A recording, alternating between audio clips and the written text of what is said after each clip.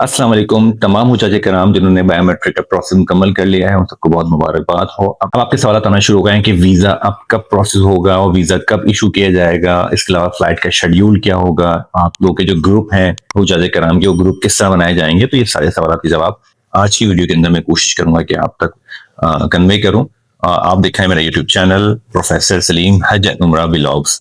एक सवाल आपका ये होता है कि हज ग्रुप की तश्कील जो कैसे होती है। तो हज ग्रुप की तश्कील बेसिकली जो आपका एरिया है जहाँ से प्लेस ऑफ डिपार्चर है या पॉइंट ऑफ डिपार्चर है उस लिहाज से भी जो मिनिस्ट्री ऑफ रिलीजियस अफेयर है वो ग्रुप की तश्कील करते हैं। इस तरह से जब आप अप्लाई करते हैं रजिस्ट्रेशन करवाते हैं तो 8 10 12 लोग जो आपने अपने रिलेटिव या फैमिली के सिलेक्ट किए होते हैं तो उससे भी जो है मोरा आपके ग्रुप को कंपाइल करता है। इस तरह से अगर सेम जो ड्यूरेशन होता है हज का पैकेज होता है यानी कि जो लॉन्ग पैकेज है तो उन तरह के लोगों को जो लॉन्ग पैकेज में शामिल होते हैं उनका एक ग्रुप जो है वो फॉर्म किया जाता है। एक सवाल है कि क्या आपके ग्रुप का लीडर कोई होता है? बिल्कुल, हर ग्रुप का एक लीडर जो है वो मोरा की जानिब से सिलेक्ट होता है, या अगर आप पहले हज या उम्रे की सादत हासिल कर चुके हैं और आपको इस चीज का एक्सपीरियंस है तो आपका नाम भी एज अ हज लीडर के तौर पर इसमें शामिल हो सकता है। क्या औरत ग्रुप लीडर बन सकती है? जी हाँ, औरत ग्रुप लीडर बन सकती है। 2026 की जो हज पॉलिसी है उसके मुताबिक और जो 2023 का इस्लामी नजराती काउंसिल का जो फैसला था 232 के इजलास के अंदर उसमें यह फैसला किया गया था कि हाँ ग्रुप लीडर कोई खातून जो है वो बन सकती हैं।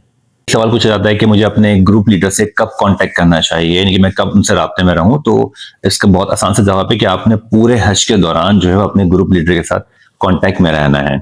एक सवाल पूछा जाता है कि मुझे अपना हज वीजा कब मिलेगा। तो आपको जो हज वीजा मिलेगा वो ऑलमोस्ट 2 दिन पहले हज की रवानगी से पहले आपको मिलता है और ये आपको हाजी कैंप से मिलता है। तो जो भी आपका रिस्पेक्टिव एरिया के अंदर आपका जो हाजी कैंप होगा वहां से आपको हज वीजा इशू किया जाएगा।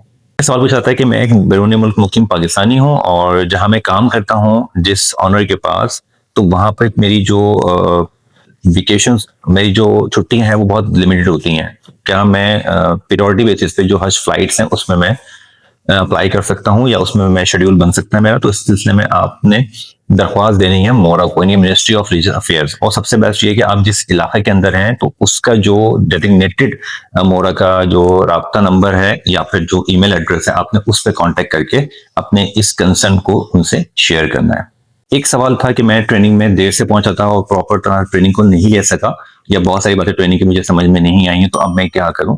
तो इसमें परेशानी की बात नहीं है। मोरा की वेबसाइट यानी कि जो मिनिस्ट्री ऑफ रिलीजियस अफेयर की जो वेबसाइट है, वेबसाइट पे बहुत सारा कंटेंट अवेलेबल है जो कि आपको हज ट्रेनिंग के हवाले से वो गाइड करेगा। इसमें कहा जा रहा है कि जब ट्रेनिंग का शेड्यूल था तो मैं उस शहर से उस वक्त बाहर था और टाइम पे मैं ट्रेनिंग नहीं ले सका, तो अब मैं क्या करूं?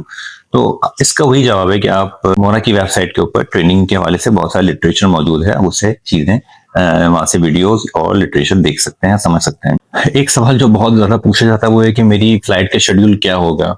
तो बेसिकली जो सऊदी अरब में जब वीजे का पूरा प्रोसेस मुकम्मल हो जाता है तो इसके बाद फिर वीजे इशू होना शुरू हो जाते हैं। जब वीजे इशू होना शुरू हो जाते हैं तमाम जब वीजे पाकिस्तानियों को मिल जाते हैं या किसी और अगर मुल्क में आप रहते हैं तो वहां का वीजा आपको मिल जाएगा। तो इसके बाद फ्लाइट का शेड्यूल होगा। जैसे कि अगर पाकिस्तान की बात कर लें तो अभी अगले चंद दिनों में जो है वो वीजे आपको इशू होना शुरू हो जाएंगे और ये वीजों का प्रोसेस ऑलमोस्ट 20 से 25 दिन रहेगा। आप ये कह सकते हैं कि मार्च के मिड के बाद जो है ना वो फ्लाइट का शेड्यूल या मार्च के लास्ट में जो फ्लाइट का शेड्यूल जो है वो इशू किया जाएगा। तो आपकी जो फ्लाइट का शेड्यूल होगा वो बेसिकली जब सऊदी अरब से जो है वो फाइनलाइज होगी तमाम शेड्यूल फ्लाइट्स के, तो फिर आपको यहाँ फ्लाइट के शेड्यूल आपकी जो ऑफिशियल साइट है मोरा की वहां पर या जो मोरा का जो ऑफिशियल व्हाट्सएप चैनल है वहां पे इसको अपडेट कर दिया जाएगा।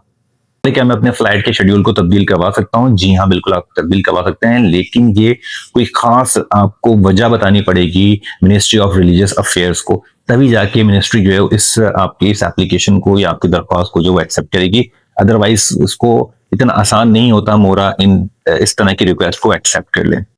एक सवाल पूछा जाता है कि मैं अगर पॉइंट ऑफ डिपार्चर की जो प्लेस है उसको रिप्लेस करना चाहूँ, उसको चेंज करना चाहूँ, जगह तब्दील करवाना चाहूँ, किसी एक जगह से दूसरी जगह से मैं फ्लाइट के शेड्यूल को जो डिपार्चर है वहां से करवाना चाहूँ तो ये पॉसिबल तो है, लेकिन जब आप कोई तब्दीली लास्ट मोमेंट में करवाते हैं तो फिर उसका एक इफेक्ट ये पड़ता है कि आपकी उस तब्दीली की वजह से बहुत सारी जो आपकी जो एक तमाम चीजें जो एक सिस्टम में चल रही होती हैं हज के दौरान, क्योंकि हज एक बहुत बड़ा एक इवेंट होता है जिसके अंदर लाखों लोग होते हैं और पाकिस्तान से भी लाखों लोग जाते हैं, तो फिर तमाम शेड्यूल आपका फिर तब्दील हो जाता है। यानी कि आपका जो होटल है, आपकी जो फ्लाइट का शेड्यूल है, ये तमाम चीजें चेंज हो जाती हैं, जो कि आपके लिए मुश्किल का सबब बन सकती है। और हो सकता है कि आपका इस तरह से फ्लाइट को चेंज करवाना या पॉइंट ऑफ डिपार्चर को चेंज करवाना, इससे आपका ग्रुप भी तब्दील हो सकता है। तो कोशिश करें कि बिला वजह जो है या किसी मेन बहुत खास रीजन के बगैर इस चीज को आप तब्दील ना करवाएं। एक सवाल था कि अगर मैं फ्लाइट शेड्यूल तब्दील करवाता हूँ तो मुझे क्या मुश्किल का सामना करना पड़ता है। मैं ऑलरेडी अभी इस पिछले सवाल के जवाब में बता चुका हूँ। जैसे कराम, ये कुछ बेसिक सवाल थे जो आपकी जाने से पूछे गए थे। मजीद कोई सवाल अगर आपके जहन में है तो मुझे कमेंट सेक्शन में जरूर बताइएगा। मैं पूरी कोशिश करूंगा कि अगली वीडियो के अंदर आपके उस सवाल को उसमें शामिल कर दूं। और thank you for watching my YouTube channel professor Salim हज एंड उमरा व्लॉग्स।